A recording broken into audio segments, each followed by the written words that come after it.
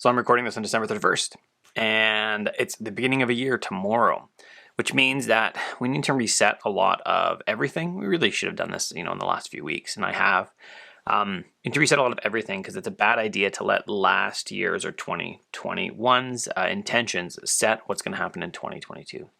Today I'm going to talk about the process I use to reset, not just my task, which I already did talk about, and I'll link that above, but just kind of everything, how I reset and make sure that my next year is not inhibited by what has happened in the current year. Before we do that, a few ways you can support the channel. Become a member, curtismchale.ca/membership. You get all my courses for free. You get my newsletter for free, or included. Or you can take a course individually, curtismchale.ca/education. Or if you are on SkillShare, already have a membership there, then you can look below. Links to all my courses on SkillShare are also there.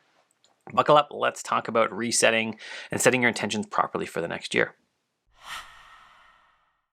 So the biggest mistake I've always seen people make is that they let this year's intentions or last year's intentions set what's going to happen for next year. And that's just not a good idea. It's not something that you want to do because things change, and you made commitments last year that maybe you can no longer do, you can no longer keep up, right?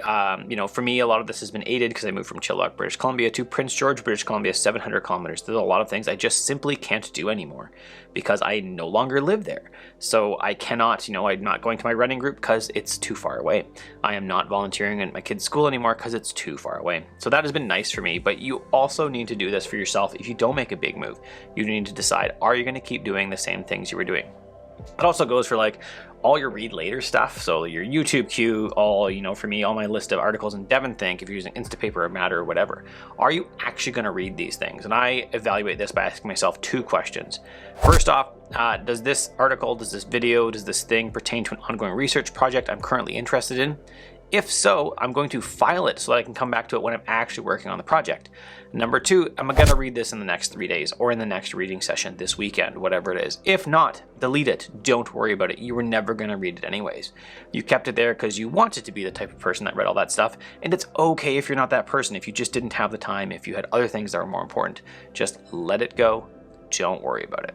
Now, you also may decide that you're going to watch more videos, right? I've actually decided that. I moved from a place where it's, at the coldest, usually +5 Celsius, it was -47 a couple days ago, which is extremely cold, but it's still much colder here than it was where I was in Chilliwack. So I will be doing more riding on my indoor trainer. I will be watching more videos. I'm actually going to prioritize watching videos over listening to podcasts because I'm going to listen to less podcasts. I'll be doing less exercise activities outside for the next few months. So I'm not going to worry about that. I will be more ruthless with my podcasts and let my videos slide a little bit because I will have more video watching time every day as I sit on my trainer on Zwift and watch the bike ride and watch a video at the same time. Next up, check your tools. Are you still using tools that fit for you? I've used Things 3 for a while, and the truth is I leave a lot of stuff unresolved in it. I just don't ever get to it. It comes up and I never look at it again. And it's not because it's not important stuff, it's because I just don't open Things 3 very often anymore. And so I'm evaluating whether that's really the right tool for me. Is it too much for me? Is it, I want to be this great task management person. I'm not really, all my daily tasks go in my notebook, and really what I need is just a few things that are going to remind me on a certain day that I need to, send an email, or I need to renew my driver's license, stuff like that. And I really think that reminders is going to be plenty for me. So I'm going to actually switch to reminders. I'm going to drop Things 3, switch to reminders, and if I really need a little bit more power, I can look at Good Task, which layers on top of reminders and adds features to it. So that's going to be one of the tools I change for the year. And now I really don't advocate changing tools all the time. I will not be changing my billing system, even though there's things I don't like about it. I will not be changing my note-taking system, even though, there's things I like about Craft that Obsidian doesn't have, but I will be staying in Obsidian for myself, and I use Craft myself, and my wife use it for organizing our house projects. At the very least, take stock of your tools. Are they really fitting the needs you have going forward, or do they fit the needs you had a while ago and no longer fit with what you have to do now? Next up, we're going to evaluate our intentions for the year. What do I want this year to look like? What am I going to accomplish? What is important to me? And is it still, or am I just, again, holding on to the things that were important to me, that I thought were important to me, that are no longer important to me? As I said, I moved, 700 kilometers away. There's a lot of things that I just get to not even do anymore. I have no requirements on me from the school. I have no requirements on me from so many categories. So I can really reset my entire year. I have no friends up here essentially as well.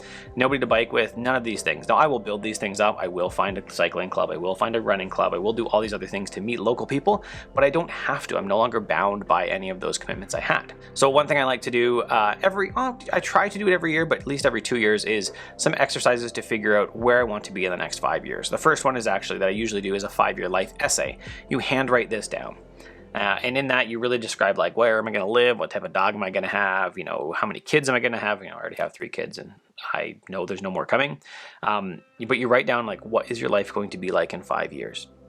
And I always say you handwrite this down, because something about slowing down and really writing it well with by hand is going to help you just get more out of it. It's going to help you think deeper about it. It's going to be a much better job. I've done this with many people that I've coached, and it's always better when they handwrite it. They even say this, they'll type it once and often, and then I'll ask them to handwrite it, and it'll be so much better. Next thing you need to do is 4 quadrants. Fold a piece of paper from top to bottom, side to side, open it up, you get 4 quadrants. These are gonna be like your 4 areas of focus for your life, the 4 important areas for you. Mine are generally work, family, fitness, and adventure. So then I'm gonna write bullet points. What do I want my work to look like? What do I want my family to look like? What is my fitness gonna look like? What's adventure mean to me in this next year?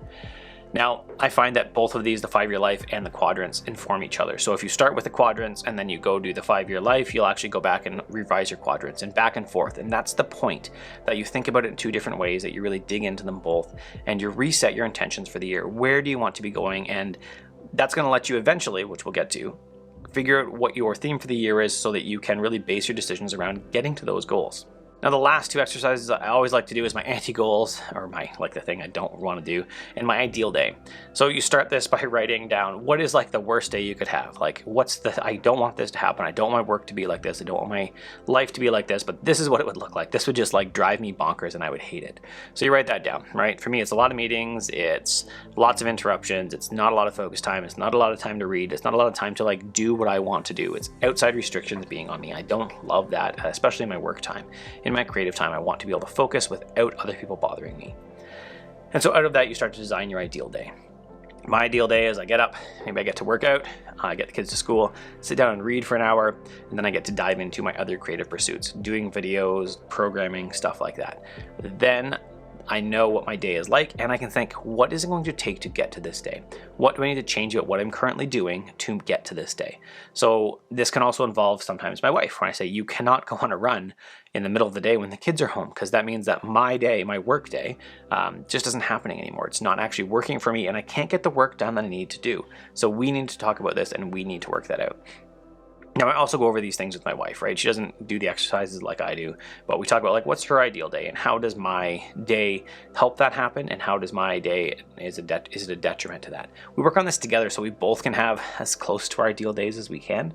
It doesn't always happen. I got kids just explode things all over the place.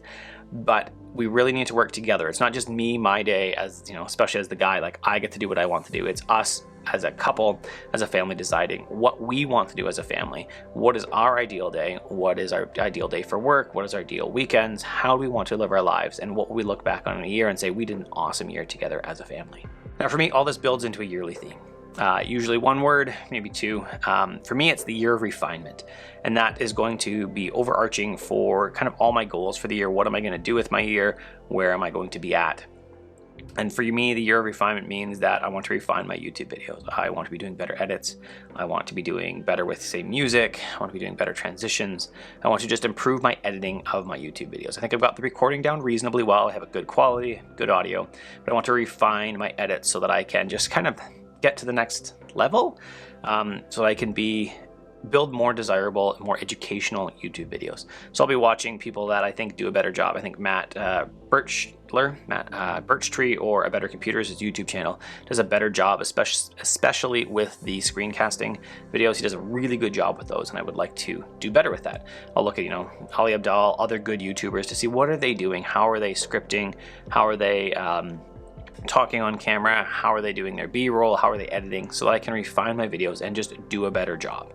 But refinement goes beyond that. It goes into like every decision I'm going to make. What is with my programming job? How am I going to refine that to give me the maximum benefit, to allow me to work not as little as possible, but allow me to earn as much as I can with as little time spent on it, so that I can do other things with my life. Because really, I don't work just to work. I work so that I can do other things, right? So that I can afford bikes, so that I can go, have adventures. In my workouts, what can I do to refine my workouts so that they are maximally effective, so that when it comes to the summer, when it's a little more accessible, not minus 50 outside, that I can go have adventures and explore Prince George, and enjoy myself and be fit enough to do the things I want to do, say a 40K run or a 50K ride into a ride back. Like, what fitness levels do I need? And so part of that is actually signing up for Zwift, so that I can go, and I'll start tomorrow, being New Year's, I'll start actually diving in and looking at their functional threshold power test. It's basically how fast you can go, how much you can hurt, and how long can you hurt. That's about it. So I want to be able to hurt longer and harder, so that I can go faster, so that my body is in better shape. So I'll be doing that over the next 4 weeks, starting tomorrow. That's really it. The big takeaway that I want to leave you with is, don't let this year upcoming be forced on you because of last year's decisions. Do your best to make a clean break where you can. If you have to finish off some stuff over the next few weeks, go for it, but really try to reevaluate where you're at, what your needs are, and so that you can just do better in the next year, so you can live a life that you want to live, because that's what it's all about, building a life that you enjoy so that you can do the things you love. That's it. If you liked the video, thumbs up below. If you love it, subscribe, hit the bell. YouTube will let you know something happened, but honestly, turn off your notifications. You don't want them. You want to do your other stuff, plan your YouTube time. If you liked it, you can also support the channel, curtismchale.ca/membership. All my courses included, my newsletter included, or you can take one of my individual courses, curtismchale.ca/education. If you have a SkillShare membership, you can just go watch them there. Links to all of my courses below. Have an excellent day.